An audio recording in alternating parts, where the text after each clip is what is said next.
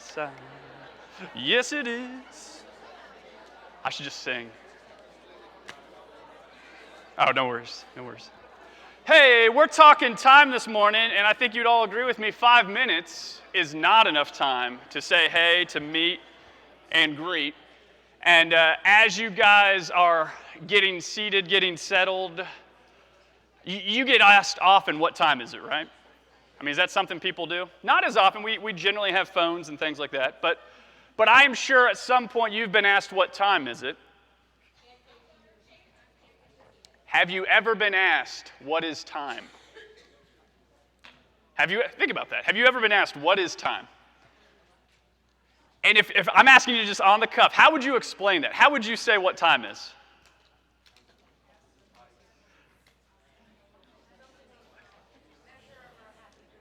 Oh, well done. Come up here and preach, girl. I mean, that's better than what I got. April goes, a measure of our happiness. I'm like, nice. But it's not something we usually think about. So I want us to get to an understanding of time this morning. And honestly, 5 minutes, not enough, because I'm seeing people like, I did not get to meet and greet them. I did not get to say hey to everybody. But good to see you guys. Here's what I want to talk about with time. I got just 3 verses for us out of Ephesians 5. And I'm going to read them to you, and I'm going to keep reading them to you. I hope they get ingrained in your brain. Be very careful, then, how you live. Not as unwise, but as wise, making the most of every opportunity, because the days are evil. Therefore, do not be foolish, but understand what the Lord's will is. Okay? Now, this is the verses we're going to wrap around, and here's what is very interesting about time. And this slide's going to come up a few times, but I need to pop over to this slide. Because 2 people can look at this clock in 2 very different ways. Both of them can look at this clock and feel a measure of torture, but in very different ways. Let me explain. I was over at a meeting at the Heath Middle School, and we're sitting in one of their kind of bigger gathering rooms, and I look up on the wall is a clock, and the time's wrong, very wrong. And in this 20, 30-minute meeting, I realized the time never changes. And so I say, Gray, this is the room I was in, the big clock on the wall, and it's way up there. You know sometimes clocks are higher than worth even changing the battery. I mean, this thing's like sky high up in the air. And Gray goes, yeah, that's where we have study hall. And think about that for a second. That's got to be torture. To the one kid in the room that doesn't have his phone to check the time, he's just sitting there and going, these 40 minutes feel like 40 years. Get me out of here. And just there's that torture of why will time not go faster? And this is something that happens for those that are younger. You know, you meet a kid and they're like, I can't wait till I'm, and they say that age. Driving age, high school age. Same concept of torture. Let's flip it to the other side. I had a cute little daughter singing a song just yesterday. Cat's in the cradle with the silver spoon. She has no idea what it means. There are some of us, just like those kids in study hall, sitting in different places, looking back, thinking, that 40 years felt like 40 minutes. And I've missed a lot.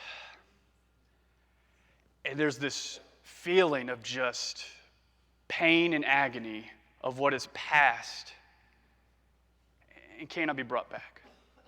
And so 2 different ways of looking at time and just, come on, let's move this faster. And where is the brake pedal? Can we reverse this? There's things I missed. I want to go back and see. I should have done more of this with my family. I should have spent more time in this group. And so same clock, 2 different views. The eyes of a child says, man, this thing's moving way too slow. And the eyes of those that have been some time say it's moving way too fast. But I want to give you guys, I'm going to do this in the simplest form possible, but I want to give you guys a concept of what time is. Time is our gift between forever and forever. Now hear me out. Time is our gift between forever and forever because time does not begin until when? You guys know? Day 4. When God makes the sun to mark the days. Do you know when time ends? When the sun's removed, Revelation 22.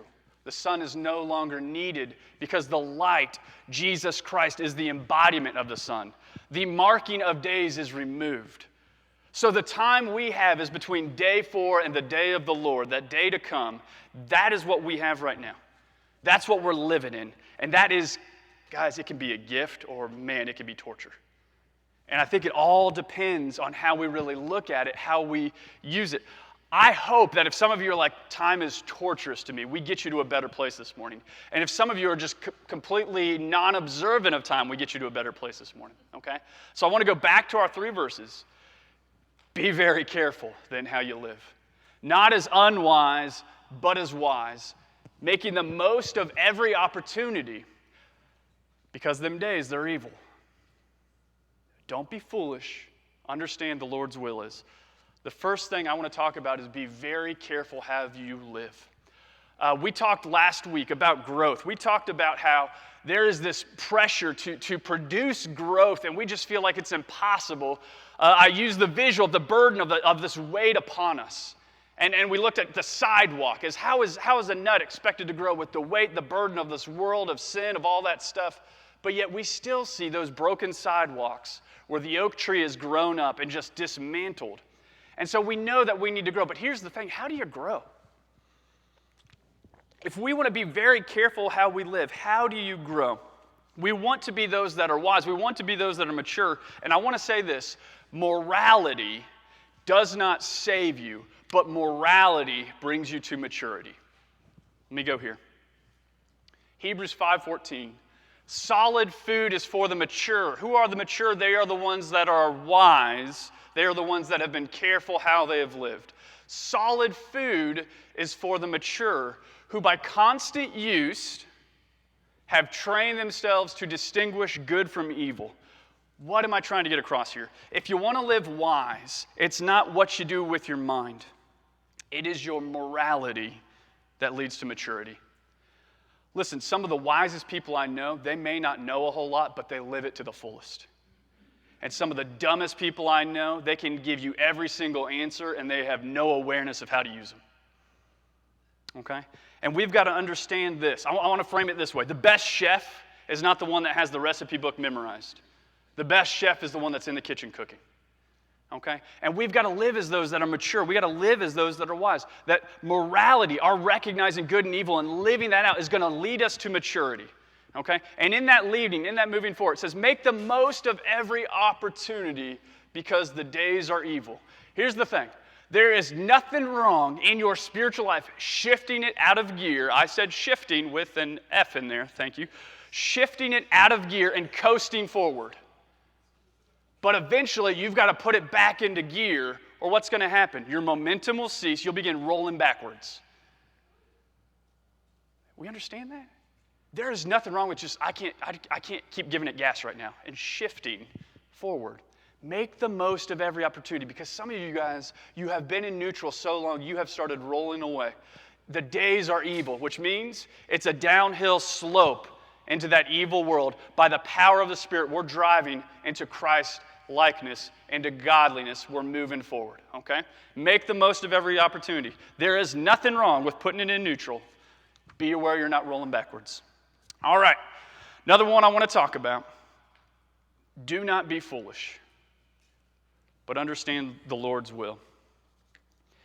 If you read Genesis 1, and I'm going to say it and you're going to say it, there was evening, there was morning, the first day. There was evening, there was morning, the second day. We've got to understand the cycle of life that the people of God, the Jewish nation was used to. Evening came before morning. What I'm trying to get across with, there was an understanding that they rested, and then they got ready, and then they went about their day producing results. They rested, they got ready, they went about their day producing results. We don't do that. We barely get ready. We run like crazy people trying to get results, and then at some point we collapse, okay? Just let me give you an example of this. Sean, we almost served you raw chicken the other night. It wasn't, by the way. We almost served you raw chicken because the propane tank went out, okay? Do you know when a propane tank goes out? when it goes out. There's really no other way to tell. I'm not going to take that thing out and go, eh. There's no gauge on it. You just use it until it stops working. A lot of us act like propane tanks. We just keep going and going and going until we fall apart. I'm always interested how the sound effects are translated. We just keep going and going until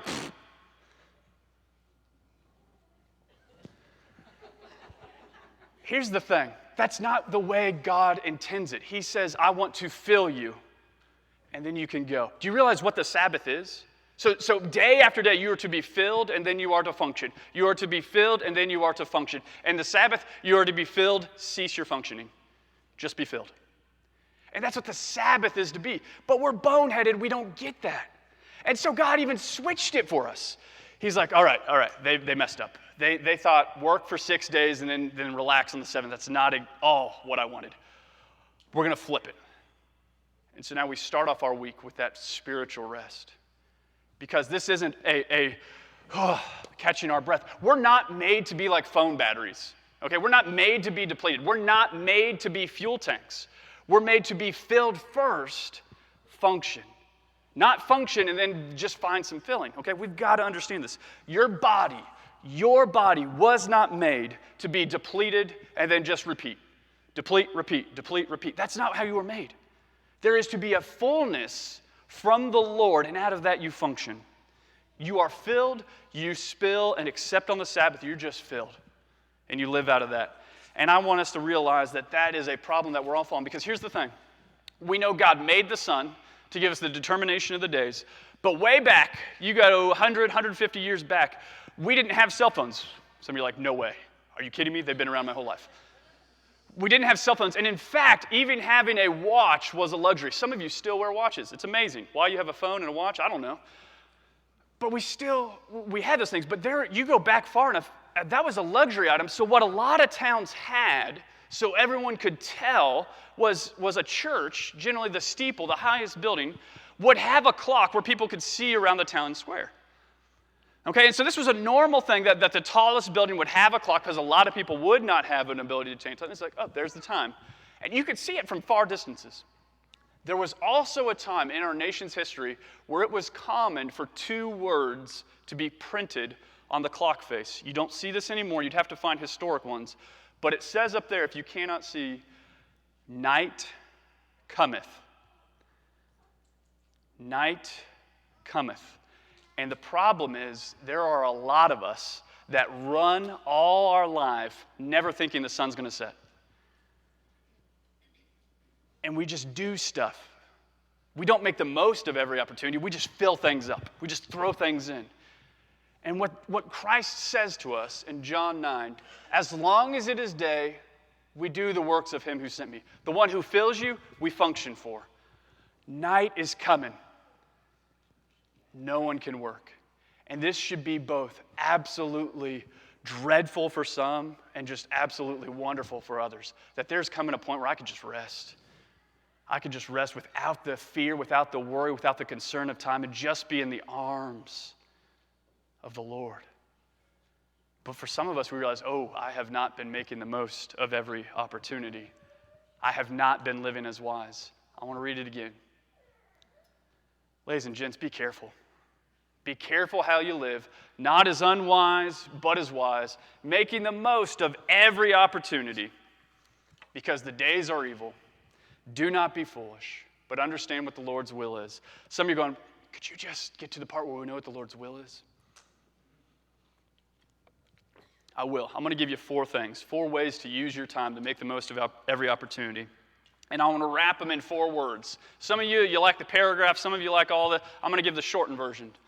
4 ways to spend your time. Be a child. Be a part of the church. Fellowship. And pursue Christ-like. I'm going to break them down, okay? Here's what I mean about being a child. Be a child. That's what I mean. You are called to spend your time as God's child. Think of that for a second. When was the last time you just allowed yourself to be a child in the arms of God? To just rest, to just be excited, I want to explore. I want to walk this way. Why? Because I don't know what's over there, and I want to go see it. Okay? To just enjoy your time. believe. Those that believed are called children of God. Those that are led by the Spirit are called children of God. Some of us need to recognize God's daddy. I can rest. I can relax. I can just enjoy His presence. When I cry, when I hurt, when I fear, I can go to the Lord. I can walk into His lap. At the same time, I'm free to explore, free to enjoy things. There is no greater pleasure I have than watching kids, generally ones that aren't mine. Because you're like, oh, there you go. Travis, the other day, he was carrying Trace around. He goes, I don't know how they do it. And over in the corner was the Corella boys just taking off. And just the thought of, there's this excitement, there's this bewilderment. One is like, I am so excited taking off in one direction. One's falling, hurt, and the parents are just there to just hold them and love them. And it's to be a child, okay? Live like a child. Just be in awe. Just, God, you're awesome. That is a way to spend your time and making the most of it, just recognizing you're a child. Number 2, this is for the church. As a child, you are a part of something. You are a part of the body of Christ. Use your spiritual gift for the betterment of the church body. Here's the deal. One body of Christ, one Savior, one Spirit in which we all have and we produced fruit from. Each of us have different gifts. Do we get that? Each of you guys are going to be different things that you do, different things that you show. Some of you are encouragers. Some of you are bound and determined to get projects done. Thank you. We need you. Okay? Some of you have these gifts and these things that you do, and run with them for the benefit of the church. Allow those things to happen. Number 3, fellowship. Here's why fellowship's important. There's a phrase that I catch between you guys from time to time. And on the female side is, girl, what's going on? And on the male side, it's, you all right, man? See, that only happens if you are in fellowship where you recognize something's off. And those are shortened versions for those who fellowship a whole lot. See, the female version is just shortened to girl. And the male version is just shortened to yo. And in that fellowship, we recognize we're rubbing shoulders enough, we're living life enough that there's this place to go, hey, things aren't well, how can I help you? And at the same time, we're all the part of God's body, and sometimes we get to be the foot because sometimes our brother or sister in Christ is the butt, and they need kicked, okay? And in that fellowship, in that being together and working together, we encourage one another. There is no better counselor than the body of the church to just go, hey, come on, let's keep going. Let's keep doing this. And I love it that we can encourage, we can pick up, we can lift each other up, we can recognize, hey, you're needing something. Come on, sister. But this only happens if we grow together. This only happens in fellowship. This only happens as we come together. And I want to encourage you, if you're hearing what I'm saying, you're like, I don't really have that. I want you to get more involved. I want you to be around people. I want you to be in there where people see you and go, what's up? That we know a little bit more about your life, enough to know when we can really push, prod, and let you move forward. Number 4, and Christians are to live like Christ. That seems pretty straightforward, right? But there's 2 parts to this. And let me explain this. One of our houses down in Tennessee. Now, mind you, this was when I was the stay-at-home dad. And so we had floors in the kitchen that I could not keep clean. And I would scrub them. And I would turn around and be like, that's impossible. You guys know what I'm talking about? Those white vinyl floors that as soon as you clean them, they're dirty. As soon as you clean them, they're dirty. As soon as you clean them, they're dirty. 1 Peter, that verse is, as he is holy, be holy. Okay, you know what I'm saying? For you are holy, be holy. Listen, that's like trying to clean those floors that you can't keep clean. But in Philippians, part of being Christ-like, it says to have the attitude of Christ. You know how we got those floors clean? We replaced them. And here's the thing. Some of you guys in your lives in pursuing Christ, you are just scrubbing and scrubbing and scrubbing, doing everything you can to clean off the sin, doing everything you can to scrub the sin, and it keeps coming back. And I'm going to tell you, it's going to keep coming back. So what needs to happen? Get some new floors. Okay? What needs to happen is what Philippians talks about. Get that new attitude. The attitude of Christ. All of a sudden, it isn't about scrubbing things. It's realizing that's wrong. I want to have the attitude of Christ. The attitude of Christ is what? He humbled himself. He humbled himself to take on a role. I'm gonna walk through a bunch of words that start with S. Now, are we ready? That's what I do as a preacher.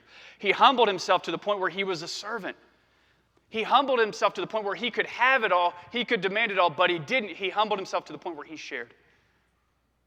He humbled himself to the point where he showed love. And what is that? What is showing love? It's sacrifice.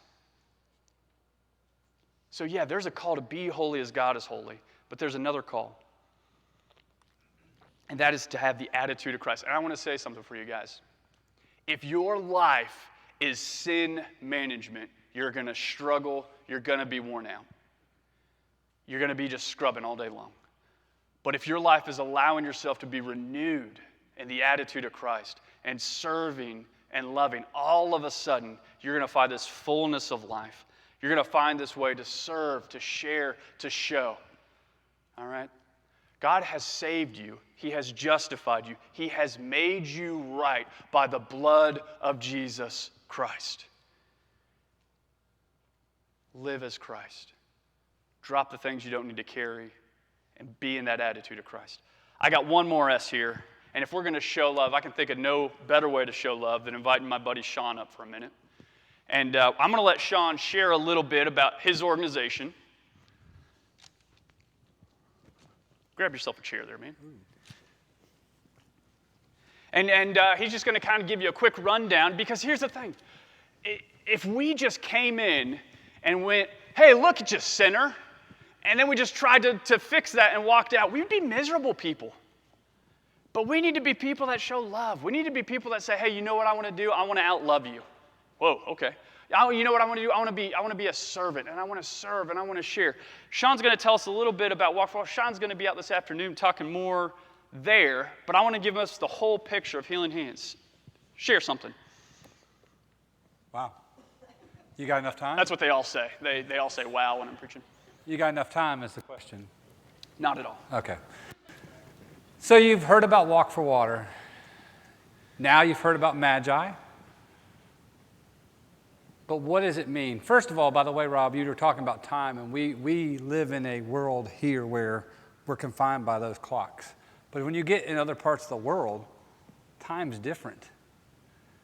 We don't understand that. We live by the clock. Oh, absolutely. We were in class and a bell rang to tell us where to go.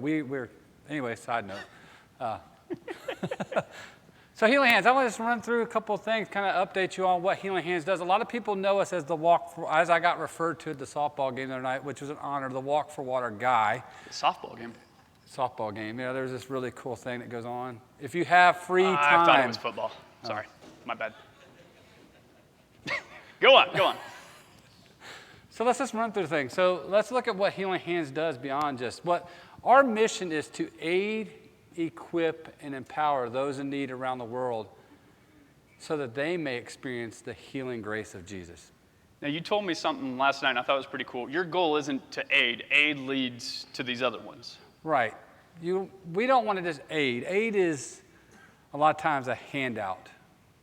We want to give a hand up. So we want to equip those with the things they need. So think about a well. We're equipping them with so much more than just clean water. We're equipping them with the ability to do so much more. Empowering them. Maybe do something like that?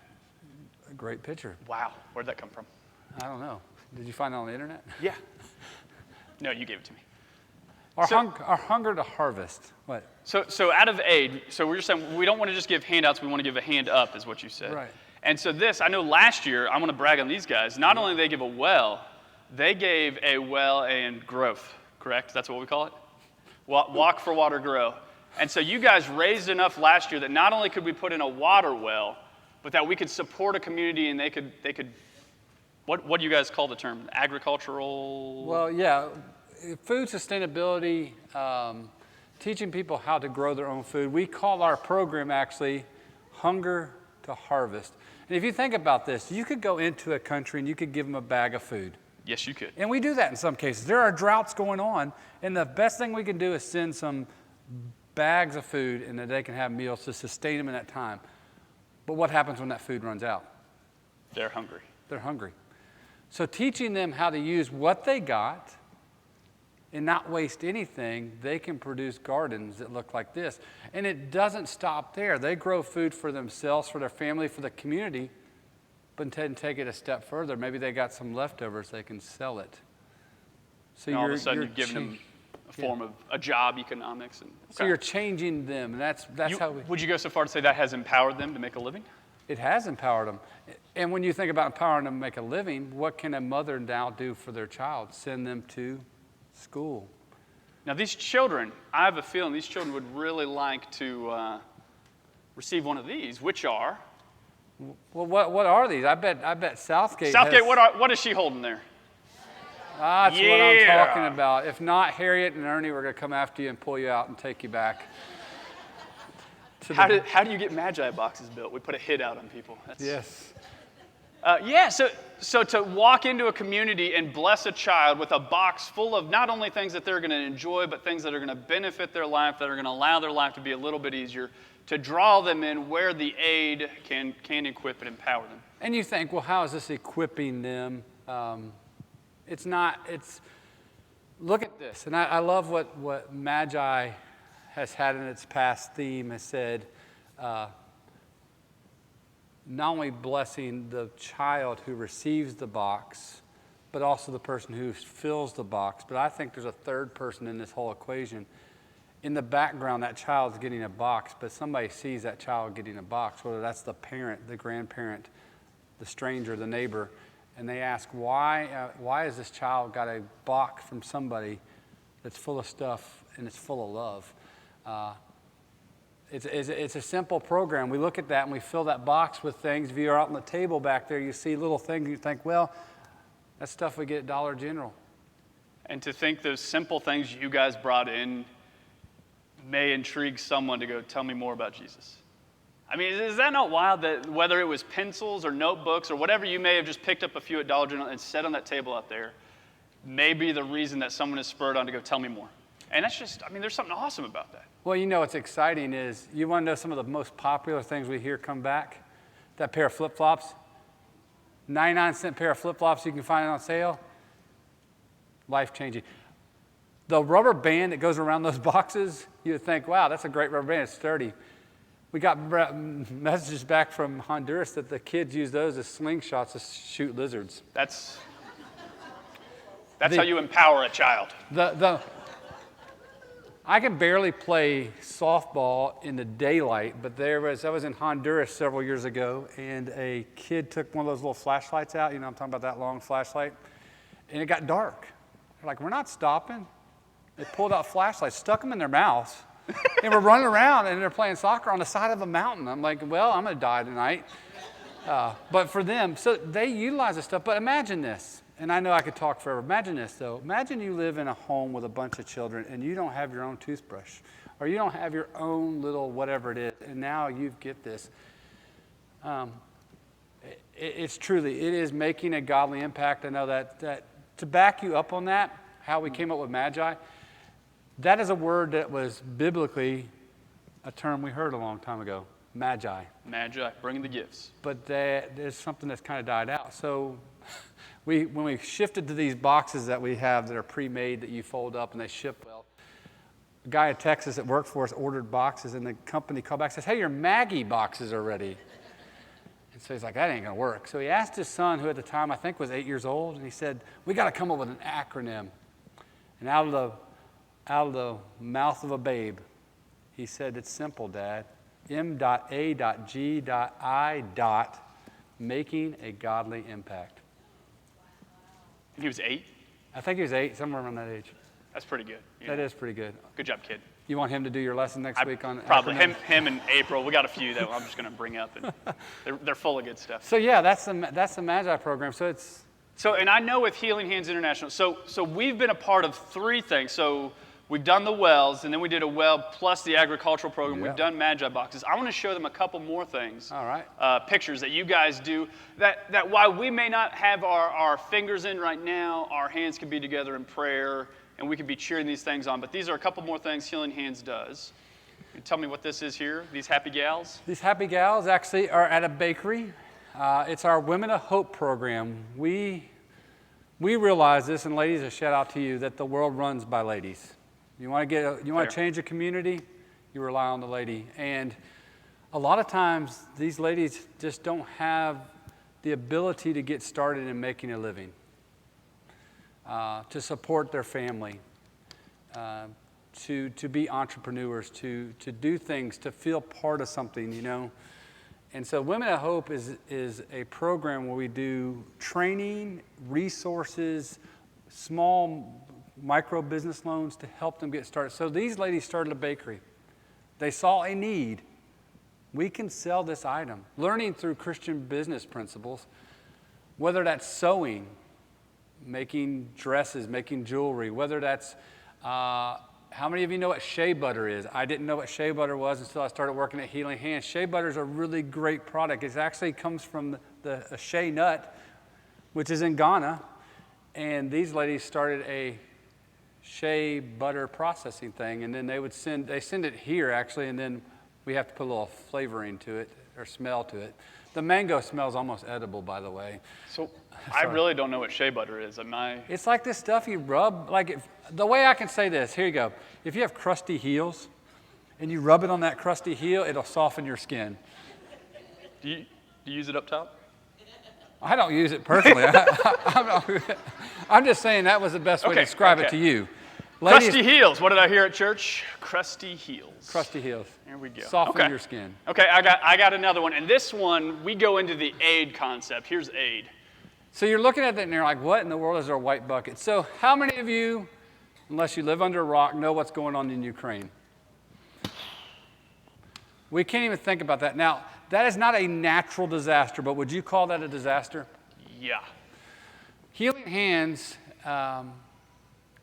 provides aid, equips, empowers when there's disasters. If it's an earthquake or a hurricane, we go in and help rebuild, get immediate supplies in. Well, this is a little different because usually a hurricane or an earthquake, a natural disaster comes, it happens pretty quick. When Ukraine hit, though, Christians, said, how can we help? Healing Hands doesn't have offices all around the world, but we partner with churches and church mission points and groups, and we work together. That's what Healing Hands is about, partnering together, because we're not everywhere. Group that's long time served in Ukraine said, hey, a long time ago we did some buckets and we want to do this again. They're called family care buckets. So imagine a Magi box, but a bucket, and in that bucket you put some stuff to send. Are these long term? No. But they're immediate aid, but what it does, and I love this because I'm glad the person wrote what it meant in Ukrainian language there, but have hope. What's in the bucket? What's in the bucket? It's a secret. No. What they call them family care buckets. So inside that bucket, people went to Dollar General and got plates. Flip-flops? No. Oh, okay. Now you got me off track. Shea butter? No. Crusty heels? No. No? Things that if you were a refuge and you got knocked out of your home and now you're displaced and you get this bucket, maybe that home that you went into in Poland, did you hear about the families meeting the train loads and saying, hey, we can take 4, we can take 3, we're going to house them.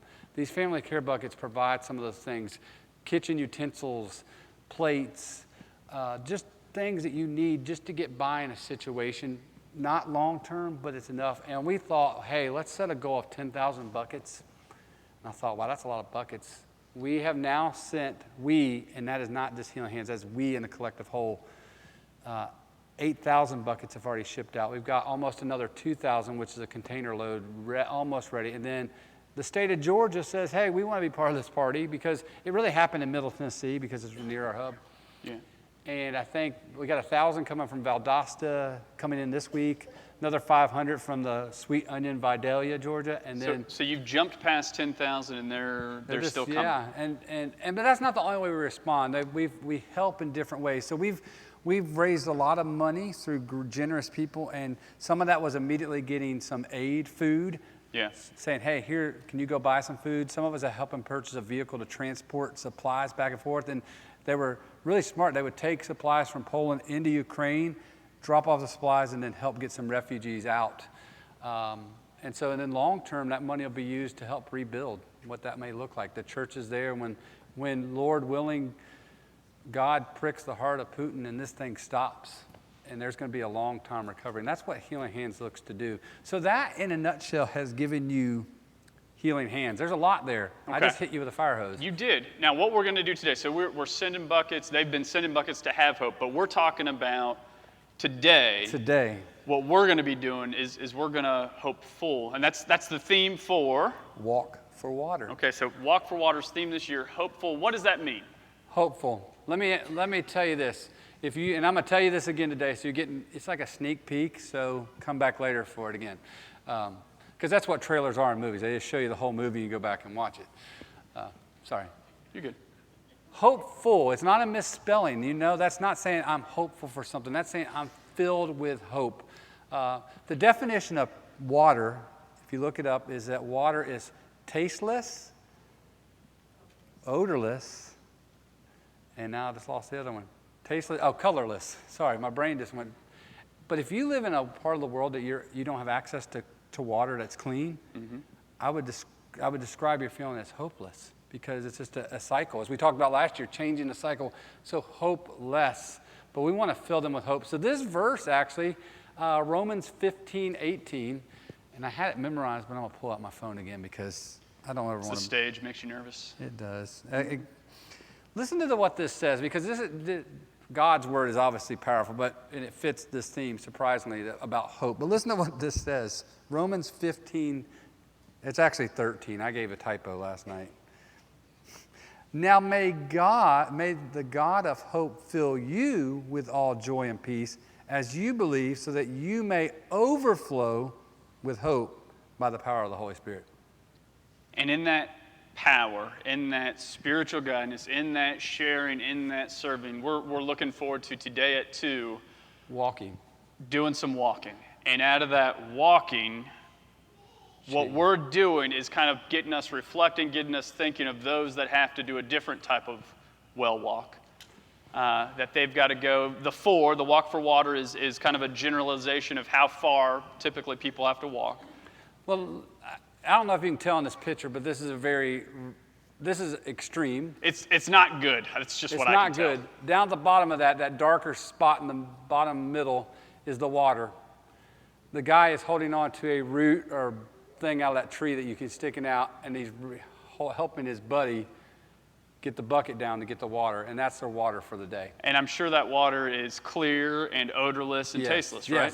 Yes, exactly. Okay. Exactly. Just like this next picture shows some really good, pure water.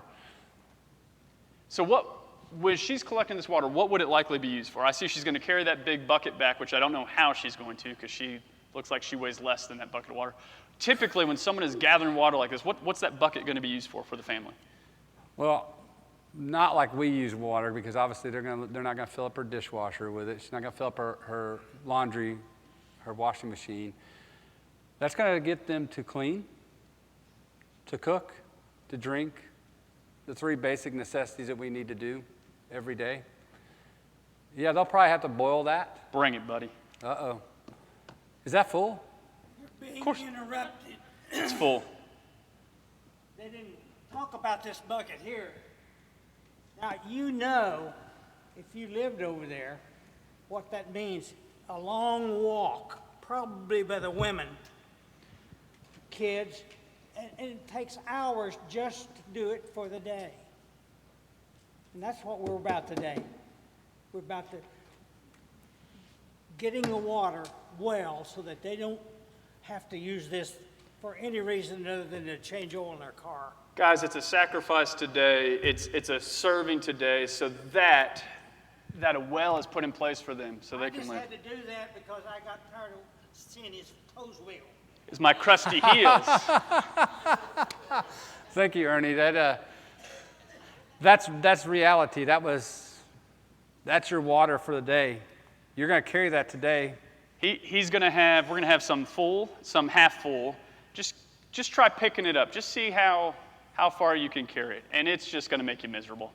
And to think that's an ongoing process to be able to get to clean water. We want to give them this, guys. We want to give them clean water. You have.